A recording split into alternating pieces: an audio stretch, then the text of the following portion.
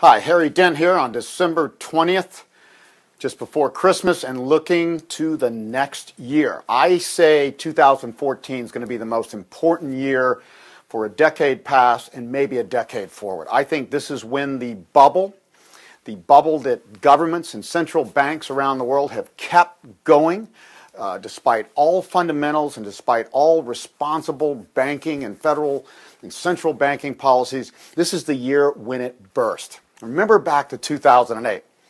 Everything was fine coming into 2008. The economy was like this. Stock valuations were like this. We were growing okay.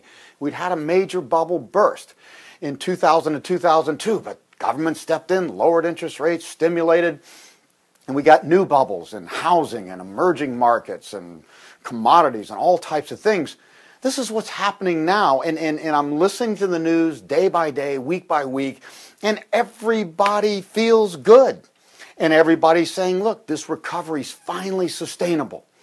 The Fed is finally tapering just a little bit and doing just the right things. And I say, no, things always look good at the top of a bubble. So what I'm going to do here, I've got a new book coming out. It just came out January 7th, The Demographic Cliff. I look at a lot of topics, but in Chapter 5, I look at a short history of bubbles.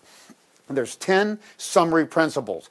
Number 1, all growth and evolution is exponential, not linear. Number 2, all growth is cyclical, not incremental. Number 3, bubbles always burst. There are no exceptions. Number 4, the greater the bubble, the greater the burst.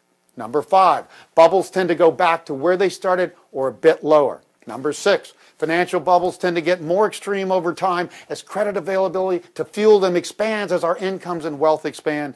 Number 7, bubbles become so attractive they eventually suck in even the skeptics. Number 8, no one wants the high and easy gains to end, so we go into denial as the bubble evolves, especially in the latter stages. Number 9, major bubbles occur only once in a lifetime, so it's easy to forget the lessons of the last one. And finally, number 10, bubbles may seem fruitless when they burst, but they actually serve an essential function in the process of innovation and human progress. So don't be like everybody out there believing this isn't a bubble. This is a major bubble. We've seen every bubble go to higher highs and then crash to lower lows. The 2000 bubble, then the 2007 bubble, and now the 2013-14 bubble.